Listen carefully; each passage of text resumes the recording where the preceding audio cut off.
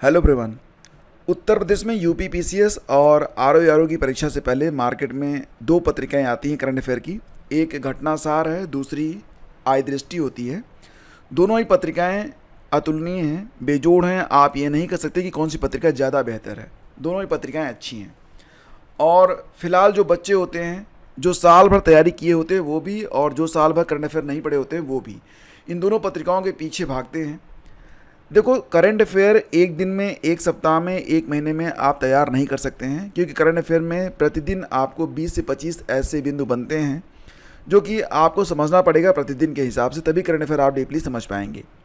फिर भी ये दोनों पत्रिकाएं लगभग हर अभ्यर्थी जो है आत्मसात कर लेना चाहता है। अगर आप देखेंगे तो इसमें जो टॉपिक्स होते हैं काफ़ी विस्तार में दिए गए होते हैं, और सबसे बड़ी बात ये होती है कि नंबर ऑफ पेजेज। जैसे कि अगर आय दृष्टि के बारे में हम बात करें तो कुल मिला के इसमें जो नंबर ऑफ पेजेज हैं लगभग 232 पेज की यह पत्रिका है।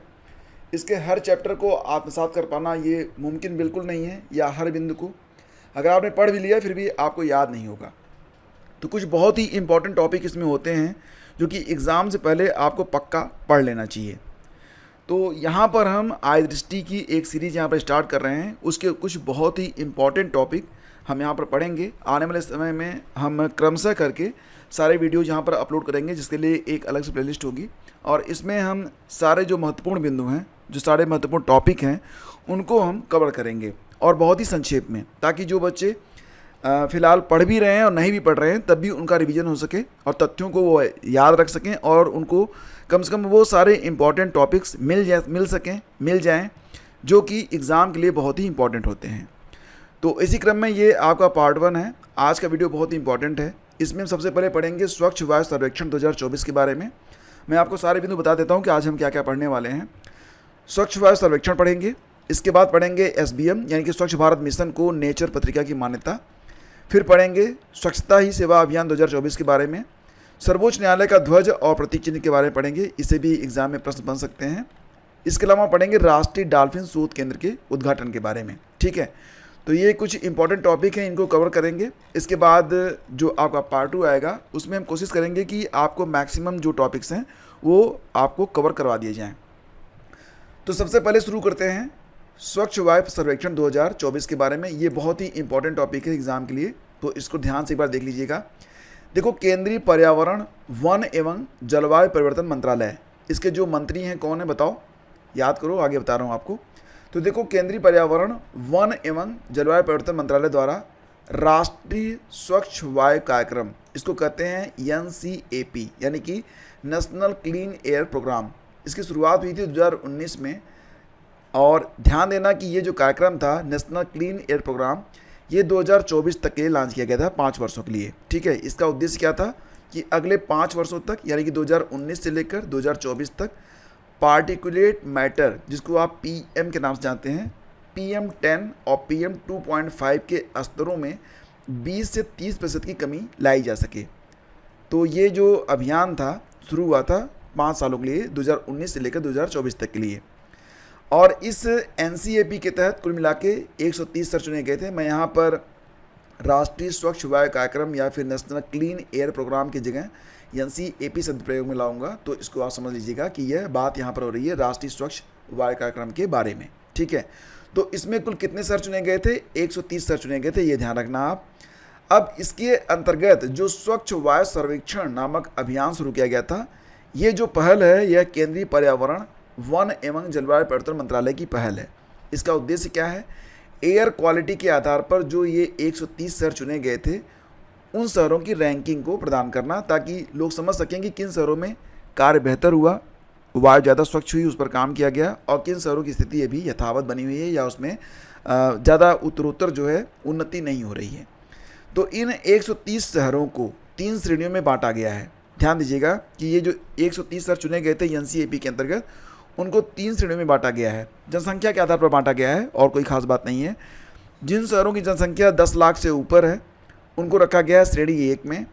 जिन शहरों की जनसंख्या 3 लाख से 10 लाख के बीच में है उनको रखा गया है श्रेणी 2 में, और जिनकी जनसंख्या 3 लाख से कम है उनको रखा गया है श्रेणी 3 में। श्रेणी 1 में कुल मिला के 47 शहर हैं, श्रेणी 2 में 43 शहर हैं, और श्रेणी 3 में कितने शहर हैं? 40 शहर हैं।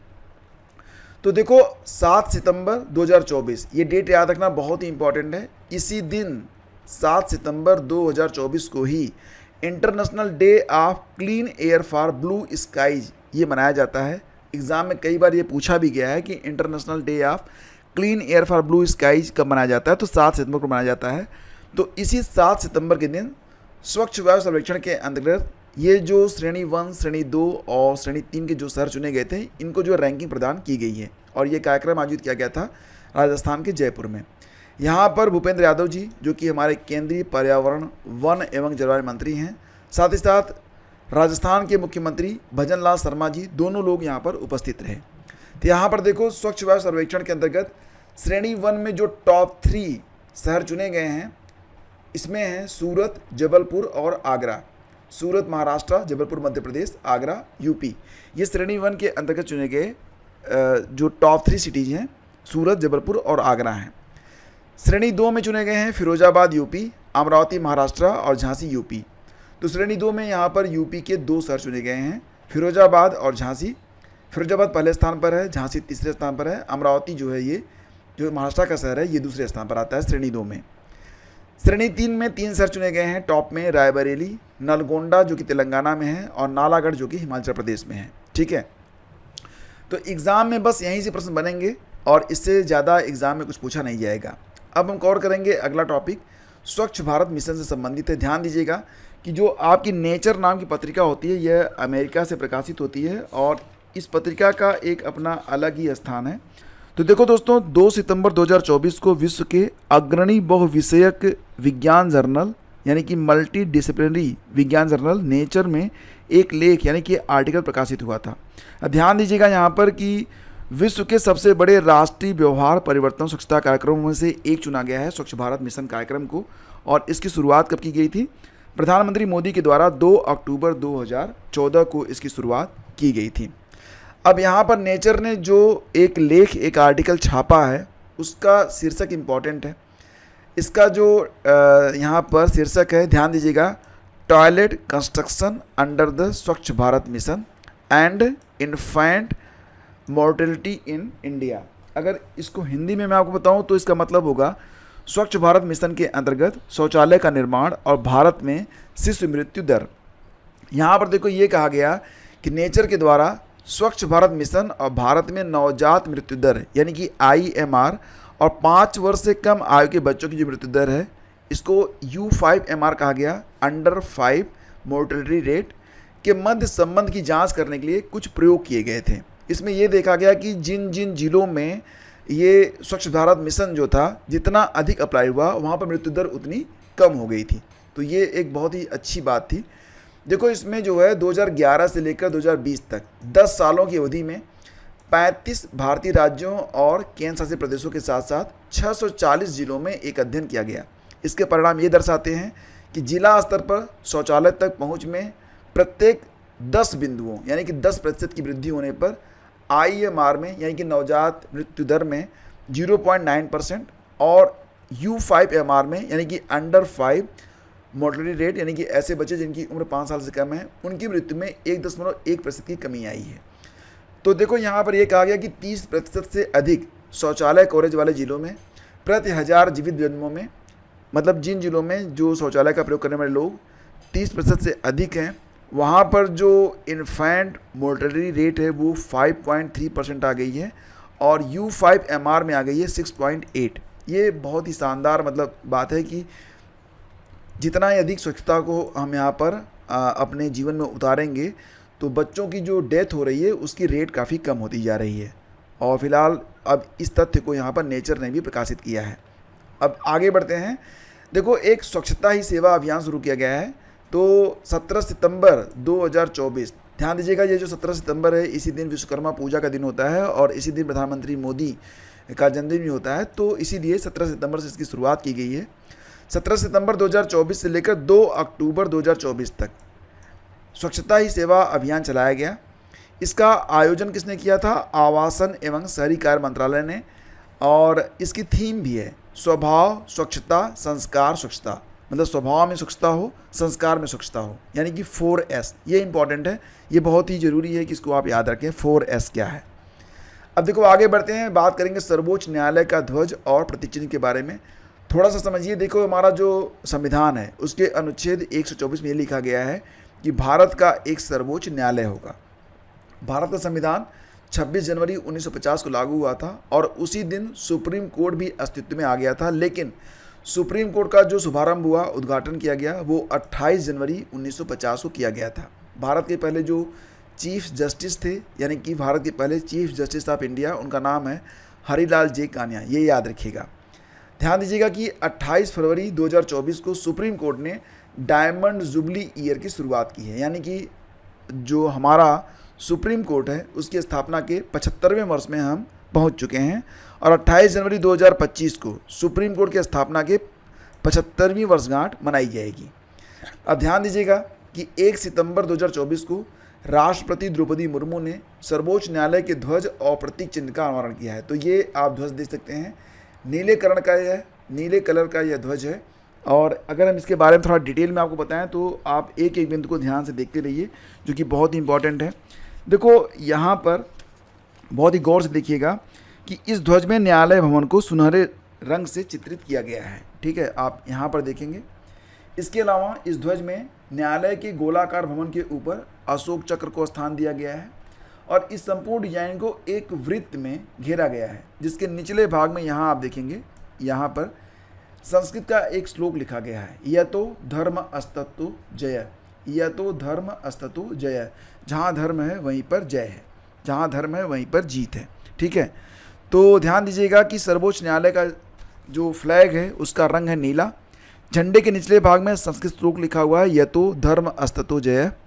और राष्ट्रीय जिला और न्यायपालिका सम्मेलन भी आयोजित किया गया था सुप्रीम कोर्ट के द्वारा। कहाँ पर? नई दिल्ली में जो भारत मंडपम है वहीं पर इसका उद्घाटन किया गया था प्रधानमंत्री मोदी के द्वारा। ये जो आयोजन था ये अगस्त में किया गया था और सुप्रीम कोर्ट की स्थापना के 75वें वर्ष के अवसर पर प्रधानमंत्री मोदी द्वारा एक सिक्का और एक स्मारक डाक टिकट भी जारी किया गया था, जैसा कि आप तस्वीर में यहाँ पर देख सकते हैं। इसके बाद फ्रेंड बात करेंगे राष्ट्रीय डॉल्फिन शोध केंद्र के बारे में। तो राष्ट्रीय डॉल्फिन शोध केंद्र ये बनाया गया है पटना बिहार में, लेकिन ध्यान दीजिएगा कि भारत के साथ साथ यह एशिया में अपने तरह का पहला शोध केंद्र है जो कि डॉल्फिन पर शोध करता है। और यहाँ पर जो बात हो रही है वो नदी डॉल्फिन के बारे में हो रही है। दुनिया में वर्तमान में इस समय केवल 6 प्रजातियाँ ही शेष बची हैं, बाकी प्रजातियाँ नष्ट हो चुकी हैं और उसकी मुख्य वजह मानवों की गतिविधियाँ ही हैं। तो नदी डॉल्फिन जलीय स्तनधारियों का एक समूह है। वर्तमान में जो 6 नदी डॉल्फिन प्रजातियाँ पाई जाती हैं उनके नाम हैं अमेजन डॉल्फिन, सिंधु नदी डॉल्फिन, गंगा नदी डॉल्फिन, इरावदी डॉल्फिन, तुकुजी नदी डॉल्फिन और यांगजे नदी डॉल्फिन। तो विश्व की जो 7वीं नदी डॉल्फिन थी जिसका नाम था बैजी, या फिर ये चीन की नदी पाई जाने वाली डॉल्फिन थी, तो इसको नाम दिया गया था चीन नदी डॉल्फिन। ये 2007 में विलुप्त घोषित कर दी गई। तो चीन वालों ने तो इसे खा लिया, अब ये विलुप्त हो गई है, ठीक है। अब 4 मार्च 2024 को नेशनल डॉल्फिन रिसर्च सेंटर का पटना में शुभारंभ किया गया। ये उद्घाटन किया गया था बिहार के सीएम नीतीश कुमार जी के द्वारा। तो ये बहुत ही इंपॉर्टेंट है। नदी डॉल्फिन संरक्षण के लिए एक वैश्विक घोषणा भी की गई है, 24 दिसंबर 2023 को की गई थी, जिसमें 11 देश शामिल थे। तो ये 11 देश कौन कौन से हैं? Bangladesh, Bolivia, Brazil, Cambodia, Bharat, Colombia, Ecuador, Nepal, Pakistan, Peru और वेनेजुएला। हालांकि देशों के नाम यहाँ पर इम्पोर्टेंट नहीं है, लेकिन हमारा भारत भी इसमें शामिल है, पाकिस्तान भी इसमें शामिल है। तो पेरू, वेनेजुएला, ब्राज़ील, कंबोडिया ये सब शामिल है, तो ये याद रखिएगा। बांग्लादेश भी इसमें शामिल है। और प्रतिवर्ष जो नेशनल डॉल्फिन डे होता है ये 5 अक्टूबर को मनाया जाता है, तो ये भी आप याद रखिएगा। यहाँ पर आपको याद ये रखना है कि 24 अक्टूबर 2023 को 11 देशों ने global declaration for river dolphins 2030 पर हस्ताक्षर किए हैं, ठीक है। तो फ्रेंड्स ये आज एक छोटा सा वीडियो था और मेरा प्रयास ये है कि ये जो पत्रिका है इसके सारे इंपॉर्टेंट पॉइंट्स इसी प्रकार से आपको कवर करवा दिए जाएं। देखो फ्रेंड्स, आप समझ रहे होंगे कि जो बूंद की ताकत होती है वो सबसे ऊपर होती है, बूंद बूंद से ही सागर बनता है। तो हम प्रयास करेंगे कि आपको गागर में सागर की तरह ये वीडियोज़ आपको देते रहें। हाँ, प्रयास ये भी रहेगा कि जब अगला वीडियो आए तो उसमें जो टॉपिक्स हों उनकी संख्या जो है वो ज़्यादा हो, वीडियो थोड़ा सा संक्षेप में हो लेकिन सारगर्भित हो। तो मिलते हैं आप अगले वीडियो में। ये सीरीज अगर आपको पसंद आई है तो लाइक करके ज़रूर बताइएगा। आपके जो कमेंट हैं वो भी सादर आमंत्रित हैं। आपका बहुत बहुत धन्यवाद। Thank you.